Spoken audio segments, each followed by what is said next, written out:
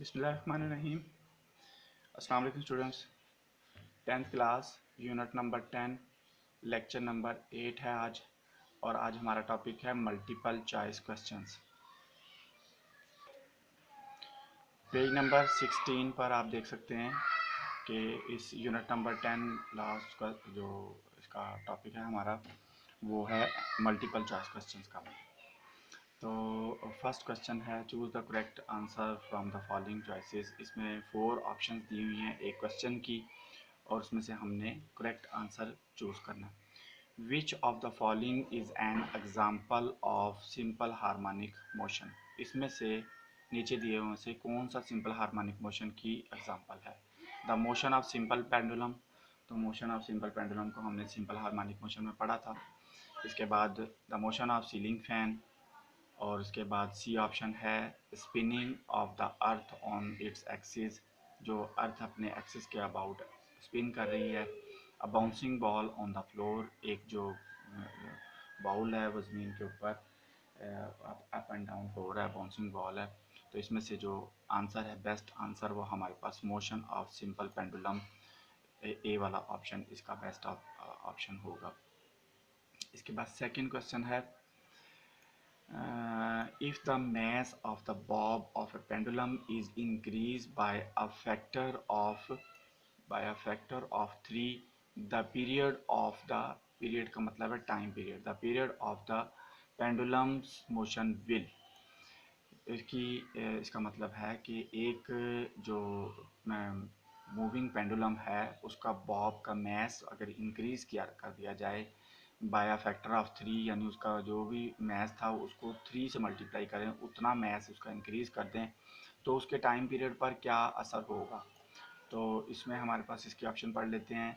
Be increase by a factor of 2, वो उसका time period 2 के फैक्टर से इंक्रीज़ कर जाएगा, जो पहले था उसको 2 से मल्टीप्लाई कर दें वो हो जाएगा। रिमेन द सेम, क्या उसका टाइम पीरियड सेम रहेगा। Be decrease by a factor of 2, क्या वो 2 के फैक्टर से डिक्रीज हो जाएगा। Be decrease by a factor of 4, क्या वो 4 के फैक्टर से डिक्रीज हो जाएगा। तो इसमें जो बेस्ट ऑप्शन है हमारे पास वो है remain the same, time period वही रहेगा जो टाइम पीरियड उसका पहले था। क्योंकि आप लोगों ने जब मैंने आपको सिंपल पेंडुलम पढ़ाया था तो उसके साइड बॉक्स में एक इन्फॉर्मेशन थी कि किसी भी पेंडुलम का जो टाइम पीरियड है वो उसके मैस पर और उसके एम्पलीट्यूड पर डिपेंड नहीं करता। तो लिहाजा इसका मैस अगर इंक्रीज़ करता है या डिक्रीज़ करता है तो टाइम पीरियड जो है वो इंक्रीज़ या डिक्रीज़ नहीं करेगा, रिमेन द सेम, सेम रहेगा। तो इसके बाद थर्ड वाला क्वेश्चन है which of the following devices can be use to produce both transverse and longitudinal waves. कौन सी डिवाइसेस जो हैं वो ट्रांसवर्स और लॉन्गिट्यूडनल वेव्स दोनों ही प्रोड्यूस कर लेती हैं। अ स्ट्रिंग, एक रस्सी। अ रिपल टैंक में ट्रांसवर्स वेव ओनली प्रोड्यूस होती हैं। हेलिकल स्प्रिंग सिलिंकी, हेलिकल स्प्रिंग सिलिंकी पर हमने ट्रांसवर्स और लॉन्गिट्यूडन दोनों ही वेव्स प्रोड्यूस की थी। अ ट्यूनिंग फोक या एक ट्यूनिंग फोक पर। तो यहाँ पर जो हमारे पास बेस्ट ऑप्शन है वो है हेलिकल स्प्रिंग सिलिंकी। फोर्थ क्वेश्चन है वेव्स ट्रांसफ़र, वेव्स क्या ट्रांसफ़र करती हैं। वेव्स ट्रांसफ़र करती हैं एनर्जी को, या वेवलेंथ को, या फ्रीक्वेंसी, या वेलोसिटी को। तो वेव्स जो हैं वो एनर्जी ट्रांसफ़र करती हैं। इसके बाद क्वेश्चन नंबर 5 है which of the following is a method of energy transfer. Energy को ट्रांसफ़र करने का कौन सा मेथड होगा इसमें से। कंडक्शन है, 9th क्लास में हमने फिज़िक्स के 9 चैप्टर में पढ़ा था कि कंडक्शन एनर्जी ट्रांसफ़र करने का। रेडिएशन भी हमने 9th क्लास में ही पढ़ा था। वेव मोशन हमने अभी इस 10th क्लास के यूनिट नंबर 10 में पढ़ा है। वेव मोशन जो इसको एनर्जी का ट्रांसफ़र करने का मेथड है। ऑल ऑफ दी, इसका मतलब है ये तीनों ही एनर्जी को ट्रांसफ़र करने का मेथड है। तो इसका जो बेस्ट ऑप्शन होगा वो ऑल ऑफ दीज होगा। क्वेश्चन नंबर 6 है in a vacuum all electromagnetic waves have the same. तो वैक्यूम में इलेक्ट्रोमैग्नेटिक वेव्स की क्या सेम होती हैं। स्पीड सेम होती है, फ्रीक्वेंसी, एम्पलीट्यूड, या वेवलेंथ। तो फ्रीक्वेंसी, वेवलेंथ और एम्पलीट्यूड तो सेम नहीं होती बल्कि स्पीड सेम होती है। इसके बाद जो क्वेश्चन नंबर 7 है वो है large ripple tank with a vibrator working at a frequency of 30 hertz produces 25 complete waves in a distance of 50 centimeter, the velocity of the wave is।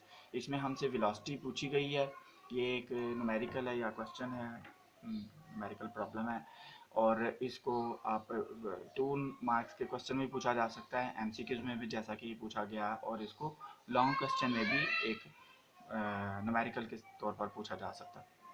तो लार्ज रिपल टैंक है जिसमें vibrator लगा हुआ, वो इसकी फ्रीक्वेंसी 30 हर्ट्ज है, और वो जो प्रोड्यूस कर रहा है 25 कंप्लीट वेव्स प्रोड्यूस कर रहा है। कितने डिस्टेंस में? 50 centimetre. 50 centimetre total ripple tank का डिस्टेंस है जो कि वेव्स जिस पे प्रोड्यूस हो रही हैं, और वो 25 वेव्स उस 50 सेंटीमीटर के डिस्टेंस में 25 वेव्स प्रोड्यूस हो रही हैं। इसका मतलब है कि हमारे पास जो वेव लेंथ है वो 50 डिवाइडेड बाई 25 2 सेंटीमीटर की वेव लेंथ, जिसे हम लैम्डा कहेंगे। तो यहाँ पर हम इक्वेशन यूज़ करेंगे v is equal to f lambda वाली, जो हमने रिलेशन ड्राइव किया था। और अगर वेलोसिटी फाइंड करना चाह रहे हैं तो इसमें फ्रीक्वेंसी 30 है और वेवलेंथ 2 है, तो 30 को 2 से मल्टीप्लाई करेंगे तो 60 सेंटीमीटर पर सेकंड हमारे पास इसका बी वाला ऑप्शन आ जाएगा आंसर के तौर पर। Which of the following characteristics of wave is independent of the others? इनमें से कौन सी जो करेक्टरिस्टिक्स हैं वेव की वो इंडिपेंडेंट हैं, दूसरों पर डिपेंड नहीं करती? तो रिलेशन को अगर देखा जाए वेव इक्वेशन को, तो v is equal to f lambda, velocity is equal to frequency and wave length. तो ए, बी और डी तीनों ऑप्शन जो है एक दूसरे पर डिपेंड करते हैं, जबकि एम्पलीट्यूड जो है वो इंडिपेंडेंट है, वो आज़ाद है, वो डिपेंड नहीं करता, लिहाजा इसका आंसर एम्पलीट्यूड होगा। The relation between v, f and lambda of the wave is, यानी वेलोसिटी, फ्रीक्वेंसी और वेवलेंथ का रिलेशन इनमें से कौन सा है? तो v is equal to f lambda, तो हमारे पास ये बी वाला ऑप्शन इसका बेस्ट ऑप्शन होगा। तो ये हमारे चैप्टर नंबर 10 के एमसीक्यूज थे। आप इसको समझें भी, सुने और देखें, बुक पर भी ध्यान से इसको, और इसको अपने अगर आप चाहते हैं तो नोट्स में शामिल कर सकते हैं। एमसीक्यूज जो हैं वो हर चैप्टर में से कम एक या दो एमसीक्यूज ज़रूर आते हैं, तो ये 1 नंबर का होता है, और एक नंबर जो है वो बोर्ड में आपके लिए कीमती है। इसकी प्रैक्टिस करें और इसको याद रखें। Thank you. अल्लाह हाफिज़।